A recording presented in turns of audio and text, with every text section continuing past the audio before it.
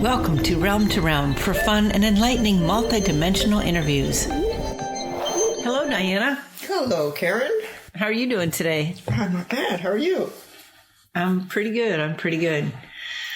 So I think we have an idea who's going to come on. Let's see. Let me see if I can say that differently. I think we have a vision for who's coming on today to talk. It's something that's been bothering me for a while. Yeah, they kind of like piped up and said, okay, yes, we want to be on. And they are my eyeballs, right? Yes. Well, not just your eyeballs. I guess maybe it's just your eyeballs. But it's not like a pair of eyeballs, meaning it's like one unit. It's like they're each individuals. Oh, so we have two guests today. Two guests, right? Two guests. Like twins, right? They like identical twins? Yeah, they may look the same, but they've got completely different personalities and minds and consciousnesses and energies. Okay. I'm not one of those symmetrical looking people, so I don't even know that mine actually look the same. But they are the same color. Yeah, okay. And they are on the same face. Yes, they are. They are on the same face. All right. So welcome. Let's see. What should we call them? The left eyeball and the right eyeball? Yeah, they're saying that's okay. But eyeball, they don't like eyeball. Oh. It does sound kind of morbid. Yeah. What would they like? They would like vision tool? Eye? No, I think they're just preferring sort of like one word names. Okay. Which reflect the left and right. Okay. But what's another word for right? Derecha? I'm sorry, it's a Spanish word. But right. Just start with D. Because I was like, I don't know, I saw something like with D in it. D. Derecha is D.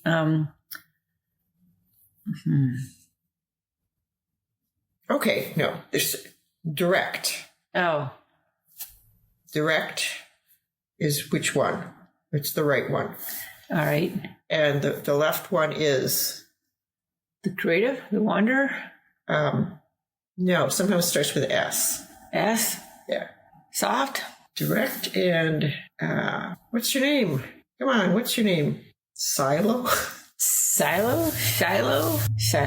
Direct and silent. Direct and silent. That's it. Mm-hmm. Okay, this is getting loaded already. Direct and silent. Sure, the words are loaded with all kinds of... Well, this is what they wanted. Opposite meanings. So, direct is the right one. And silent is the left one. It's the left one. Okay. So, interesting names. Is there... You had mentioned earlier that somehow both of them are feeling fatigued. Yeah, it's you want to ask them why they're feeling fatigued? Yeah, why are you feeling fatigued? And is there a different reason for each one of you? The right one is often way more fatigued than the left one. I will say that. Oh, is it? Mm-hmm. Okay. Direct is more fatigued than silent. Okay, I may say she. They're not really he and she. That's like, I don't want to say it either. But they. Okay. They, okay. But it's not they plural. It's maybe I'll just say direct. Sure. Direct feels like is tired from giving too many orders. I mean, really, it's like feels she had orders to control things. So direct is in directing. Director. Right. And that is getting, I'm going to say her, that is getting to make her awfully tired. Okay. And she just wants to lie down and sleep. Interesting. Jeez. So when I was just on a vacation to the French Polynesian Islands, I wasn't directing anything. Oh, she said that was a lovely rest. 2 weeks, no computers, very little phone, nobody to direct at all, nobody directing me. It was just she said she had such a good time. It was just so lovely to relax and not do anything. It was almost like on the way back, she started having to work. Now, who's directing? The eyeball's directing? Or the eyeball is directing, yes. Okay. It's like... What? And it's like, they're not... Direct is not taking any directions from anybody else. Direct is directing. Direct is directing. So it's kind of hard to, like, imagine this, because sometimes you feel like, well, your higher self is directing you, and that would be directing the eyeball where to look. But you're saying the eyeball's telling me where to look. The eyeball is no, direct is the eyeball, and direct does what direct feels is necessary. Well, I was going to say direct does what she wants, but it's in actuality she does what she feels is necessary. Okay, so she's sensing a level of responsibility to something. Yes. Yes. To my life, to others? It's to you in the world and the universe. She feels like she has to take charge somehow. Well, it's really interesting that an eyeball would take charge. There has to be some frame of reference here for usually, you're like, oh, your ego's in charge, or and it's somehow feels responsible for discerning what's important to do or necessary to do. No, she feels that she has to do it because, I know, this may sound like, this is what she's saying, right? Okay. Because she feels like you can't do it yourself. Me personally can't do it myself. So the eyeball. Silent is starting to say something. Okay. Right? You might as well give Silent a voice here, because Silent is done being silent, I think. And Silent is saying, okay, she sometimes tries to interject and kind of like stop direct from taking over everything. Because she knows that's kind of like not the right way to go. Mm-hmm. But she's much lesser in power. She's much less powerful. And why is that? Why would one of the same person, the same head, the same face, one eye have much more power than the other? They don't know. They don't know how that happened? How long has it been happening like that? Oh, probably ever since you're born. Really? Okay, so Silent wants more rest?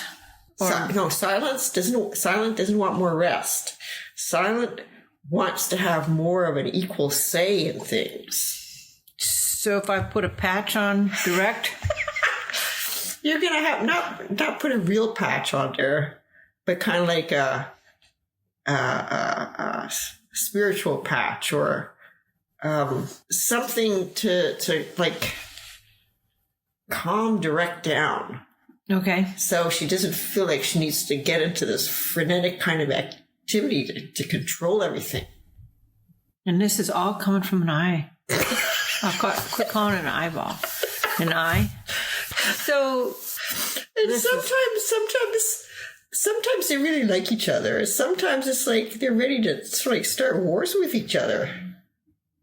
So wow. So is this the same for other people, or is it just me? They don't know this. They don't know. They can ask other parts of your body if this is unusual. If this is unusual in the scheme of human beings? No, if it's unusual for you. Oh. Right? Well, if it's been happening my whole life. Guys, I mean, usually you think of a human being as having two of everything mostly. Well, except for the internal organs, right? Yeah. So, you have two kidneys. Yeah, yes, that's true. But anyway, it's kind of confounding me, because I'd never heard of such a thing before, where an eyeball's directing me. One eyeball is trying to help. No, they're okay. It's like children, as you said right from the beginning. They're both trying to help. Okay, they both strongly believe that they're helping. Mm-hmm. Okay, it's not like they want to intentionally do you any harm. Right. Okay, but they have two very different approaches to this. So how does this... And it's complicated by the fact that they know what the other one is doing, and they don't agree a lot of the time. And it's kind of like they're kind of like, well, not really fighting, but there's kind of like tension and stuff between them too. Right. So is this tension then affecting like my whole head, giving me these headaches and optical nerve pain in the back of my head? No. I mean, it's the frenetic hyperactivity of the right eyeball and the tension between them. Mm-hmm. So silent. I think if you let silent do more work, everything would be calmer. There'd be less tension. Still grappling with the idea of letting an eyeball do any work at all. Well, you can't take that away from them. No, I can't. No. I mean, I'm fascinated. I think this is a first. They want to be, they're part of you. You know, right. It's not like you can tell them, stop working. No, Don't help me. You know? No, I know, but I'm a visual artist, as maybe some of my listeners know, our listeners know, and I use my eyes a lot. I engage my eyes to be used a lot. So at least I thought I was the one engaging them to be used a lot in my visual work. You know, when I'm photographing and color correcting or painting and creating things, my eyes are very important to me in the roles that I do things as an artist. So I'm just curious. Well, let's try something. Okay. I just thought of this, right? You're going to look at something. I guess you'll get to pick and choose what you want to look at, but you're not going to look at it with both eyes. You're going to look at it first with the right eye and then with the left eye. And while you're looking at it with each of your eyes, you're going to notice what it is that you're actually seeing and the feelings that are associated that come up with what you're seeing. Okay. And then you're going to compare with silent. Okay. Maybe I'll grab one of these pictures of a flower. Okay. Now, it would be good, though, if you don't look at it beforehand with both eyes. Oh. Okay. Well. So tell you what. I'm going to pick a picture. Okay. You close your eyes and then just open one and then the other. Okay. Who's going to go first? Direct or silent? Silent, saying she wants to go first. Okay. So. All right. Well, this is a kind of a blue button flower.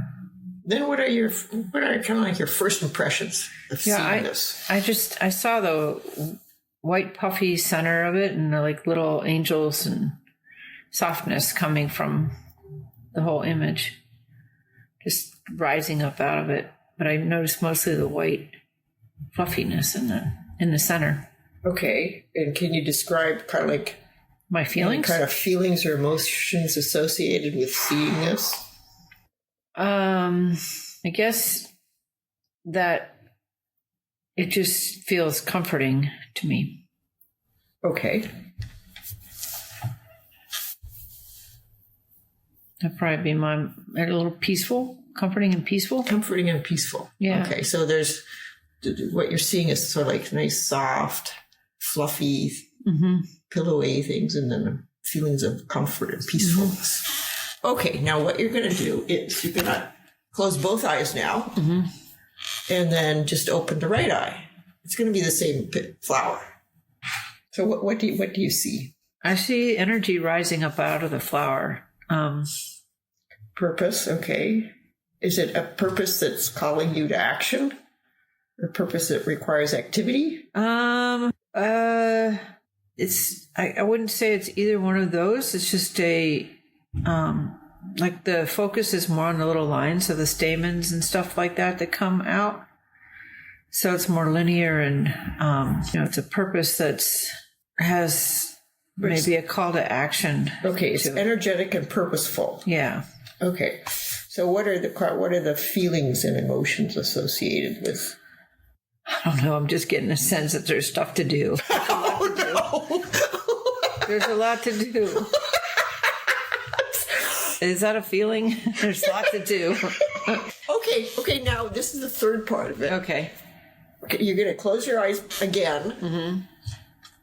And now you're going to look at it with both eyes open. With my glasses or without the glasses? Well, do you need your glasses? You weren't using your glasses these last two times, so don't use your glasses. I wear like just a little bit of help but after a while staring at things, sometimes you want to put your glasses on? My eyes are. So what do you see now? Oh, it's really weird. It just looks, it's more like the pillowy, soft stuff, like the relaxing stuff, like the more peaceful parts of it, with or without the glasses on. Oh, interesting. Yeah, like the to-do list isn't, and there's little points of light on each of the stamens, like hope, little pieces of hope. And so, like, is the hope associated? Is the feeling associated? That's the feeling that's associated with. Are there other feelings? The longer I stare at it, the more I see the to-do list.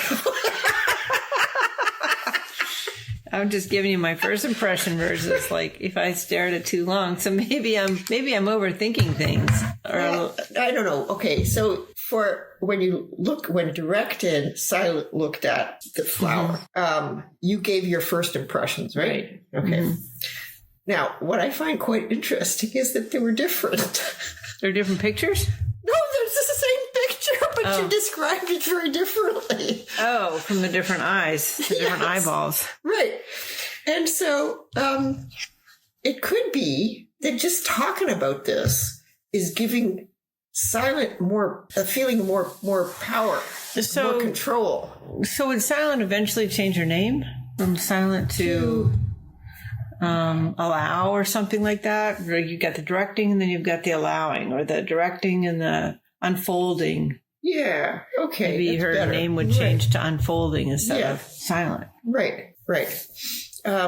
So now that you've done this with first one eye and then the other eye and then both eyes, do you sense any tension in there? Or is there any kind of like feeling of like... Well, I was noticing that I felt a little less tension. The more I think about the tension, though, you can conjure it up. Well, yeah, I know. Okay. At first I thought it was less tension. Okay. There's still a little pressure, more pressure on the right side, just a little bit. But it was less tension at first. Okay. But when you talk about it, I can feel them going, like little kids or kittens. Okay, so now do you have more questions? Because what I can see to resolve this or start to resolve it is, they have to collaborate more with each other. It's like Direct can't be taken over all the time. Right. Well, this is getting a little trippy for me because I never really thought of my eyes directing my life. Sitting there and your eyes like, I know this is the way we are when we're infants, it's like when an infant notices something, then their whole body starts to reach for it and they go for that goal. Right. So the vision is very much a part of goal setting.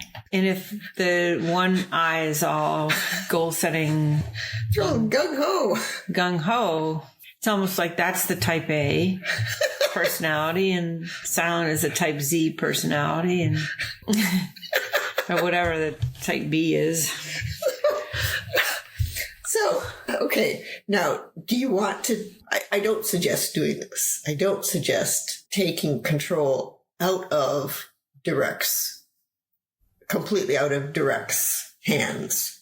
No, that wasn't the point. Or field of vision, or whatever you want to call it. Out of its cornea.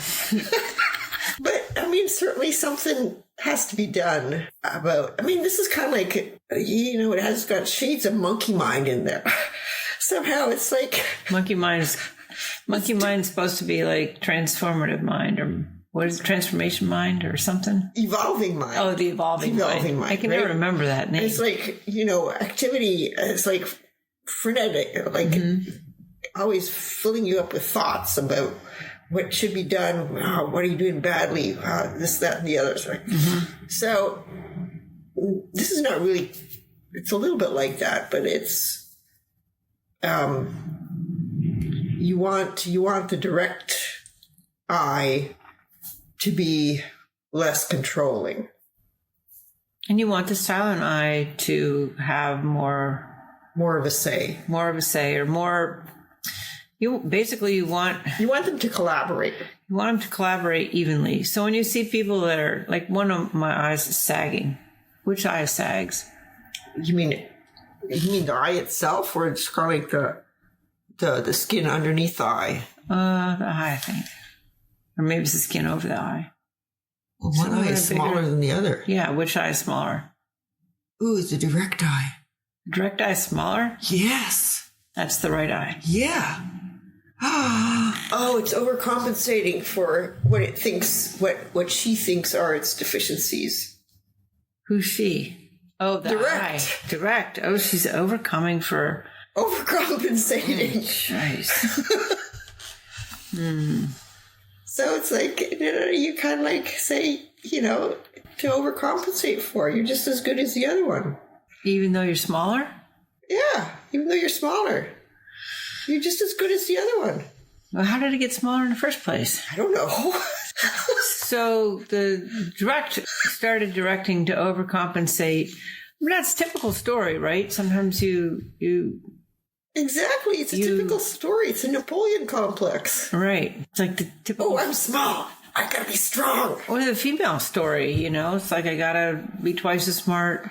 That's right. To succeed. Yeah. That whole... It's not just Napoleon that has it. Right. It's everyone. Little eyeballs syndrome.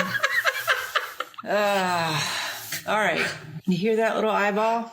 Direct. Okay, so maybe they need some... You know that direct is heard of, like, nice things come in small packages? I mean, it's... There you go. You see? Mm-hmm. Mm-hmm. Direct should not feel bad because it's a little bit smaller. Actually... If you were thinking in terms of volume of a human being, right? If they're fat, they're bigger. If they're small, they've got more muscle.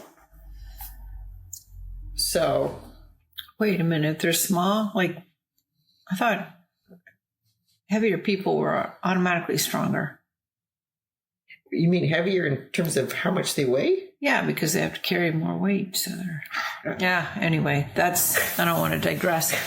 So my eyes are a little more relaxed than when we started, for sure. Okay.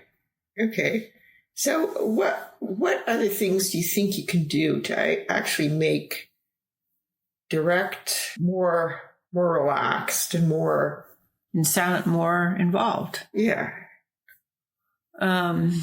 Well, sometimes you can do that thing where you hold your finger out in front of another object and you can see which one which eyeball has more control over your overall vision, So you see it by the way it moves. If it moves.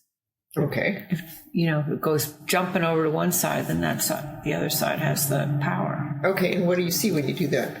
Well, when I open both my eyes and put my thumb right in the center of this microphone and I close my direct eye, my thumb jumps way over to the direct side. Yeah. And when I close my silent eye, it stays right in the middle. Really? What does that mean? Wow. Oh, for me, it jumps side to side equally. That's why your eyeballs are the same size. That's why we're not talking about your eyeballs. We're talking about mine. Okay, so when does it jump to the middle? When you close what eye? You close direct? Well, it doesn't. It stays in the middle when I close. When I close silent. When you close silent, it stays in the middle. Right, and when I close direct, it jumps way over. So silent has got less control over what I'm seeing. Right. So I could ask direct to stand down a little bit, or I could wear a patch. You think that'll do it? You think it's okay? Well, so part of it may be that direct's very strong and silent's not that strong. Direct doesn't really like that. I'm sure it doesn't, but somehow I've got to because it's somewhat physical, right? That's what we're looking at, is that physical test there, and it's somewhat physical, right? So silent might be actually weaker than physically than direct. Okay, the physical test in terms of the thumb in front of the microphone, right? Right. But the other test, looking at the flower, right, just gave me different sensations. Was not physical. That was, you actually saw different things in there. Right. So lots of days I feel like I have a lot of things that I have to get done. I should get done. And can I ask Silent to take care of him instead? Yeah, no, I mean, I think you should talk to both of them, Direct and Silent. Right. So Direct will, over time. Ask Direct. Yeah. Remind Direct of how nice it was in Morea. Yeah. How relaxed. When it wasn't in charge. And she really liked it. Really, really, really. Now ask if does she want to replicate that, or at least capture a little bit of that in everyday life here. Yes. She does. She does. All right. Well, me too. just saying. Me too. Okay. And what about Silent? Who is Silent? And so Silent says, "Yeah, okay. I want to be more active. I'm gonna take charge of some stuff. Well, not take charge like Direct, but But in Morea, was Silent more active because Direct was less active? No, there wasn't that much to do. Okay, so neither one of them were. They were both on vacation. Yeah, that's right. Except for Silent, like a lot of the time here, it's like enforced vacation. Nobody likes enforced vacation. Not at all. Sometimes it gets really boring, So I think they're both happy with this. Okay. All right. Direct certainly wants to be... Doesn't want more in vacation mode. Okay, so he does not want me to put like a little patch on my eye that shows the blue waters of Morea. They could just stare at for a while. Well, Silent starts... Oh, that's a good idea. You know what you can do?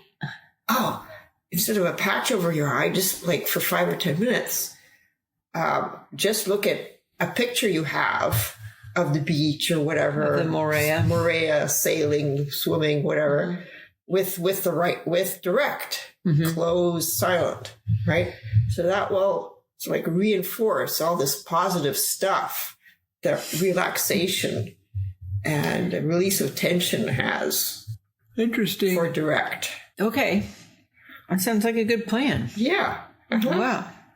For all your listeners out there, those who study Feldenkrais stuff know that vision is often the first thing that directs what we want and how to get it. Teaches us to learn to roll over and teaches us to learn to crawl and teaches us to learn to walk. And it actually may be running our entire life and we never thought about it. It's true. It's just saying. I mean, it may not just be me. This may be something that a lot of people are dealing with their eyes. That they have no idea at all. Right. But we know that it happens for babies. But then we figure at some point our brain takes over and the eyes don't do the work anymore. No, it's like, Yeah. They've got their own little... So do my eyes have any advice for our listening audience? They're telling everybody, take care of your eyes. They're important parts of you. They're valuable. I think people already know all that. Well, yeah. How about this? Talk to your eyes or listen to your eyes and see if your eyes are actually on the same page? Yeah. I mean, I'm sure everybody has had the experience of actually looking at something, whether it's a picture or actually a real life scene, right? And then you look at it again and it's like, oh, I never saw that. And then you look at it a third time, a fourth time, it's like, oh, there's something new. Mm-hmm.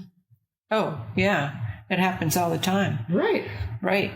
So if you've got a director eye. No, if you talk to your eyes, right? I think they're saying it's like they're communicate however you want to. You don't really have to talk to them. You can, talk to them internally or whatever. Mm-hmm. But they're doing their own thing, and you want to integrate what they're doing with the rest of you. Right, exactly. So they're actually a part of your body that you can communicate with.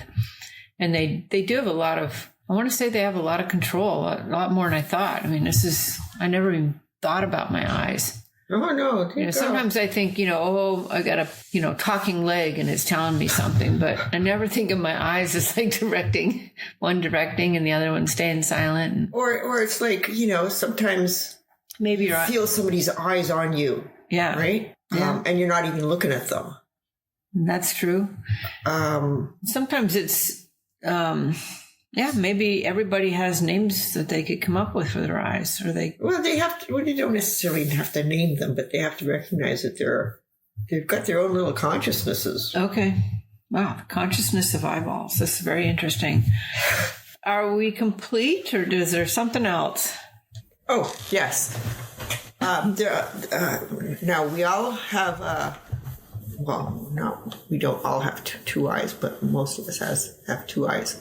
But we all have an additional third eye. We all have two eyes. Whether we can see with them or not is a different story, but go ahead. Yeah. No, that's what I was meant to say.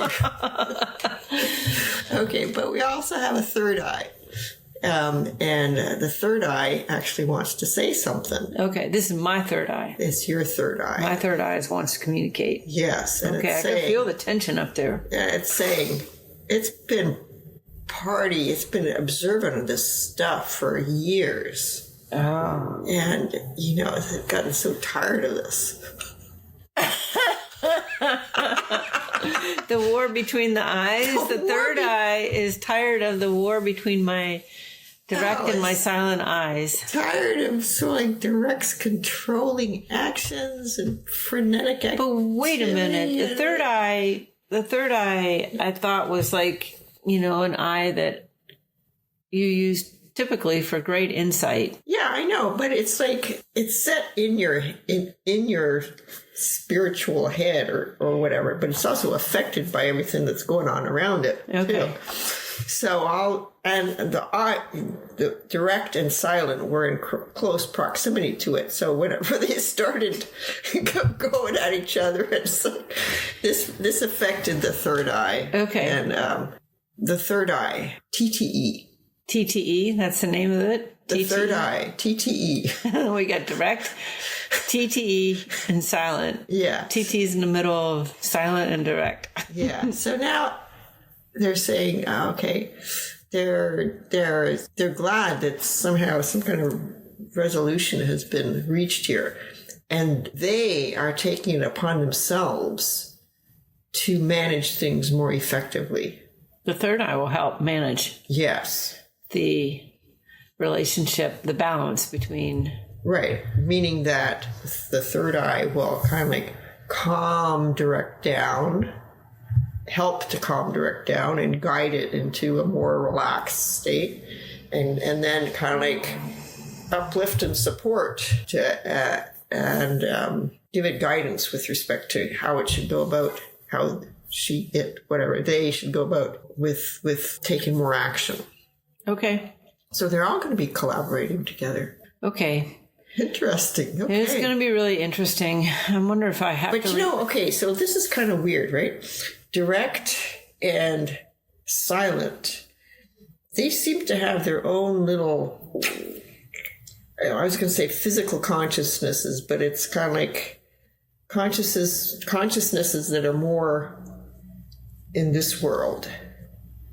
And it's not quite here, but it also is here too. Mm-hmm. So it's got more power than them. More power, but not necessarily to control them.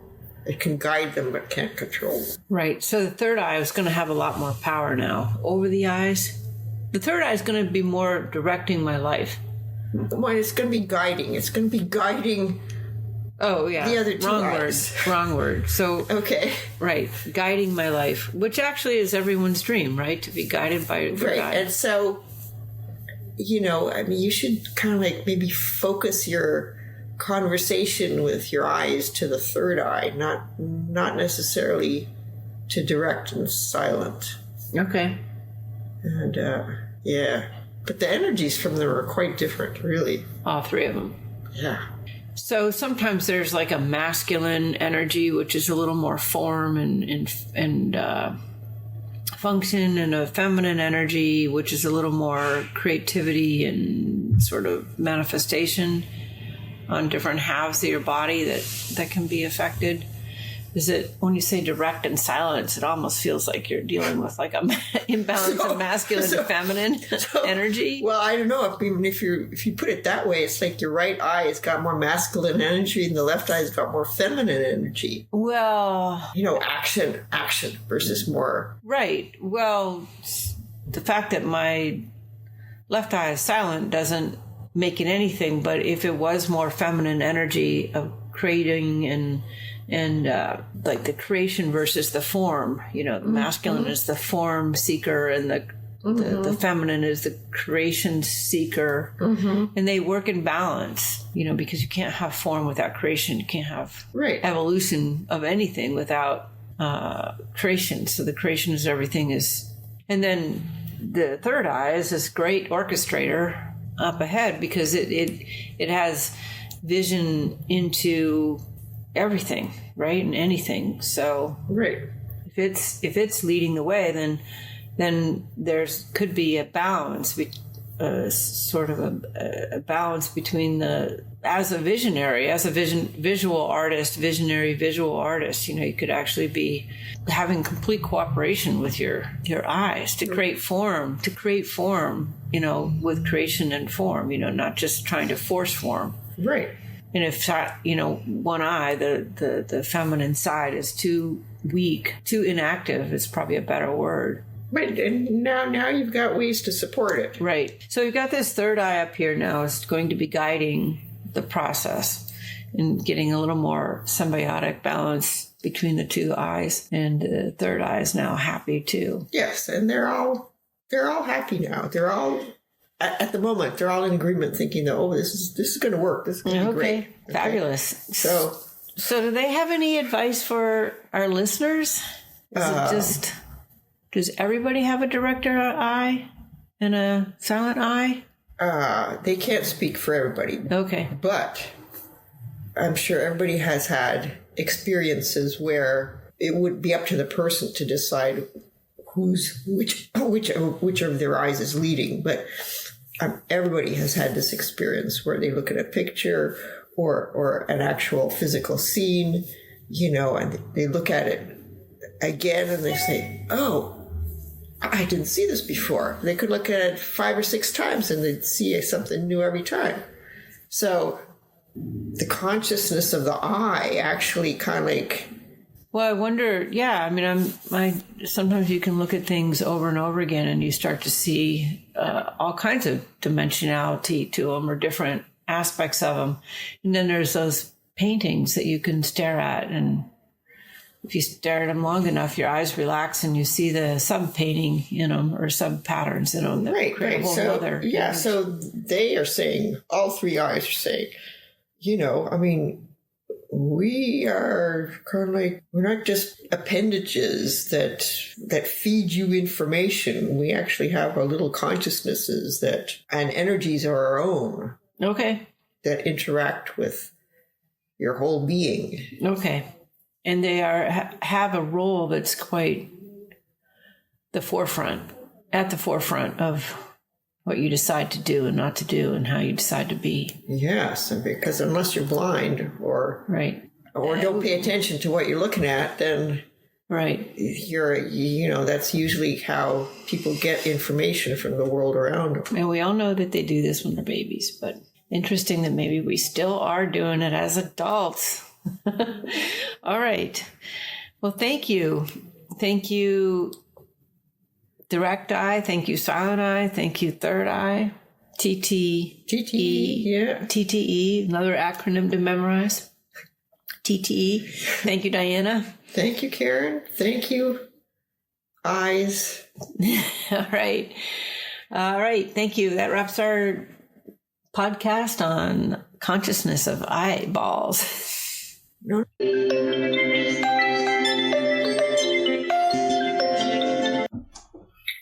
Hey, Diana. Hey, Karin. We're back. We're back a few days later because we have an update on the eye situation that we thought was really important. Right, Diana? Yes, I think it is quite important. So I guess, Karin, you can go ahead and explain the situation. Well, my eyes we're still really hurting. They're not now, but they were still felt like some kind of battle was going on. And the paint was moving back and forth. And all around the forehead. And so we looked back in there just a few minutes ago, and Diana's grandfather showed up. Yeah. So, well, I don't know. It seemed like the right eye had been hijacked. Direct. Right? Yeah, and this is some information we got also from another Miriam Wolf, that maybe it got hijacked when I was 8 years old. Yeah. Okay. So I started looking at the energy of Karen's eyes, and yeah, I mean, whatever it is still running around there. The little guys in the white robes. They show up from time to time to help out. They're kind of like healers. Mm-hmm. And so there, two of them came down, and they proceeded to try to pull out this imposter or invading energy or that had hijacked Karen's right eye. When I was 8. Yeah, and they were pulling out. They had it. One white little guy had the right hand, and one little guy had the left hand of this thing. They're trying to pull it out and stretch. But the feet were still kind of like stuck on. It didn't want to go. It didn't want to go at all. No. They're trying. So then I thought to myself, well, okay, maybe Reiki energy can do something. So I proceeded to ask the Reiki, no time, no place, or no space, or whatever it is, energy. You get to 0 point, nothing. But oh, sometimes that's called like 0 point, but there's nothing. You come to this real space of nothingness, no time, no space, no nothing. And well, I don't know. For me, it's kind of like just this carpet that's rolling out. Oh, carpet. Yeah. Okay. So anyway, it's Hansho Zei Shanen. Okay, I think I got that right. Anyway, that energy came in, and then my grandfather appeared. I believe I've talked about him before. And I said, okay, we're going back to when Karin was 8 years old. And so my grandfather appeared, and I don't know, he was able to actually prevent this energy from going into Karen's eye, and then he was kind of like holding it in his arms and cradling it like a baby. So he wasn't taking it out, he was preventing it from embedding in there, or how did it get out in the first place? I think he was preventing it from getting in there. He was standing in the way between the... I don't know, but okay. I had this picture of him. Mm-hmm. He's got it in his arms, he's cradling it like a baby, and he's comforting it. Okay. And then that went on for a little bit. I wasn't quite sure what my grandfather was going to do with it. I mean, he's certainly not going to do anything bad with it. He just took it up somewhere. While Diana's doing this, I'm laying down with my eyes closed and trying to get them to relax. And they're finally relaxing, I think, about the time the little energy or entity or invader had started to relax in the grandfather's arms. Yeah. And then at one point, my grandfather said, okay, it's finished. And then I proceeded to put, white light back in there. And then he said, it's finished. And then, I don't know, I mean, he's still kind of around with this little, I don't quite know what he's trying to do with it. But Karin, like, your eyes still feel better. Yeah, they still feel better. Okay. Great.